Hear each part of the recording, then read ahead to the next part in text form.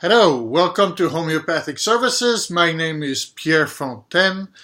I've been a professional homeopath specializing in ASD, Autism Spectrum Disorder, and PANDAS for the last 25 years.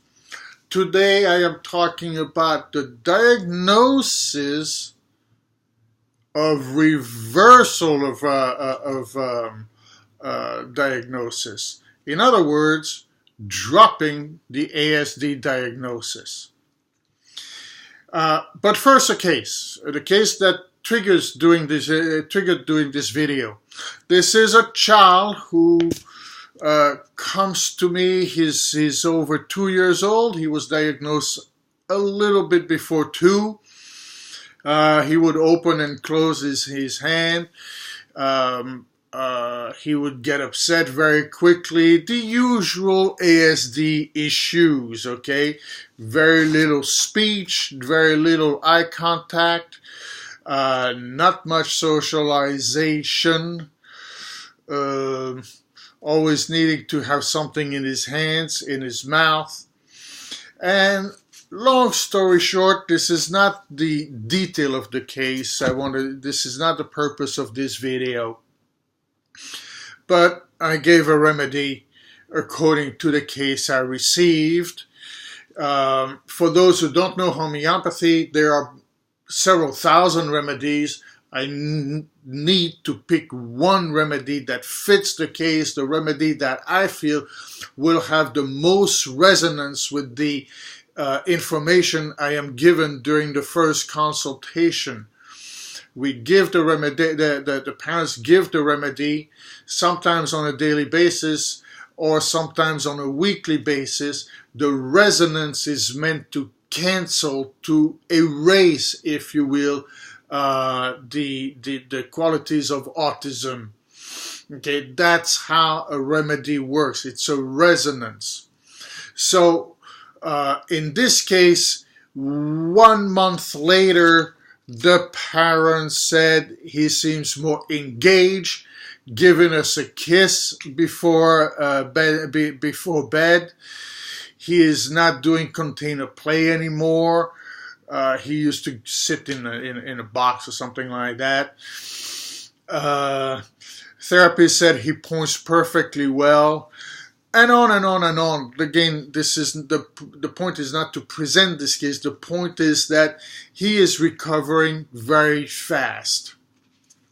And because he's recovering very fast, the doctor who they visited a couple of weeks ago said, I am very positive about this development, and I would remove the diagnosis now, or he's close to removing, but let's keep him with at least to get some services and so on. We'll revisit the issue in 6 months.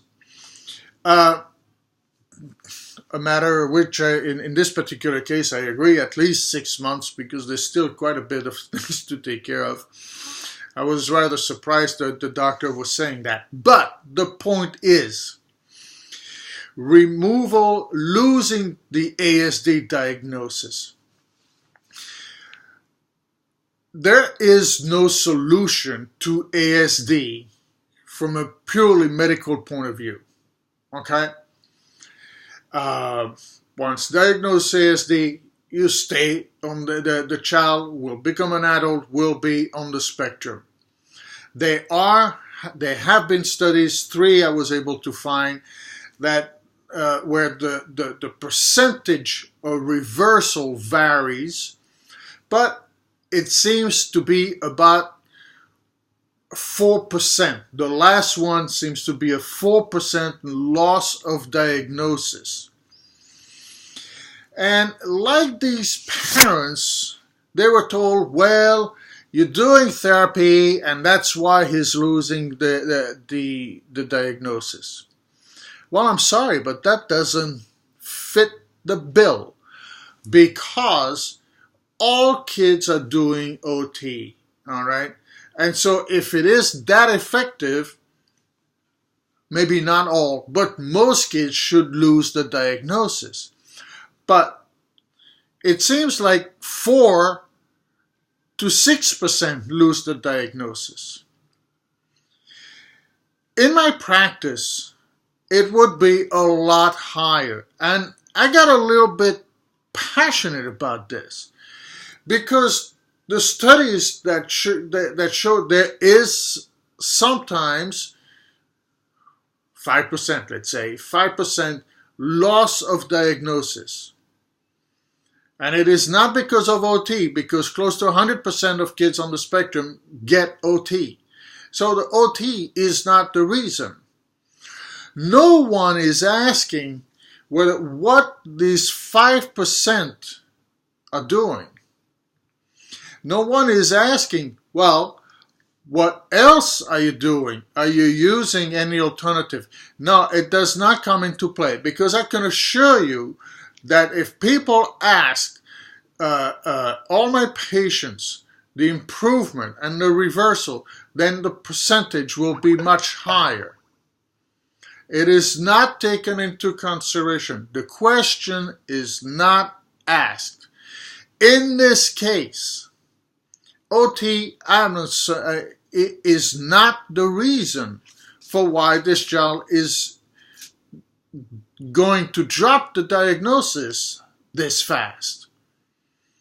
It's a great remedy for him. I wish all kids would get a great remedy. I cannot do it. But we certainly try, and the longer we try, the more chances we get. So removal of diagnosis, in my view, at least from this point of view, should be based on how often is a child getting the right remedy, really?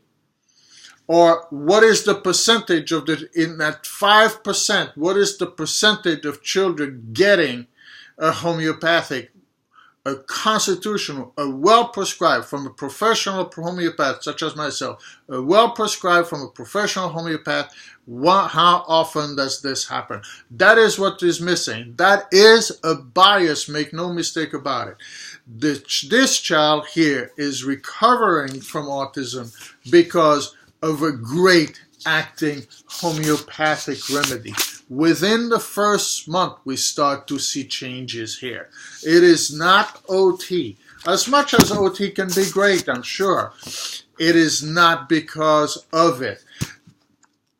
In the second follow-up, the mom had said,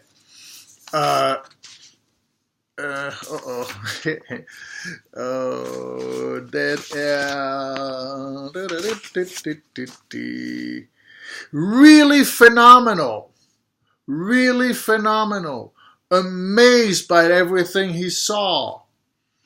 He sat very nicely, very happy. Coming back was difficult. You see, he is not as impatient. Receptively, he is better. Now let's take receptively, he is better. OT does not open receptivity that fast, if at all. What OT does, and what a remedy does, a remedy will open receptivity, and then OT can literally ply in an input, and the input will go much faster. That's what happens. That's what can happen. Okay? OT will not get this kid to not swipe his toys anymore. You see, it doesn't come really into play in that context of OT. But he's no longer doing it because it's no longer needed, if you will. Okay? That's what can happen.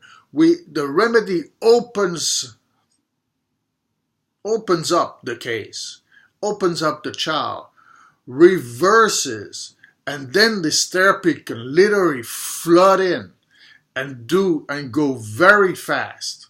And that's a great thing. Those are great happenings. And it can happen.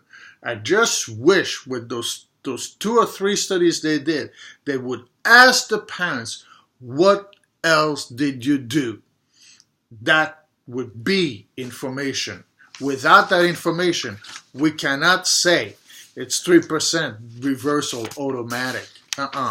We need to know why.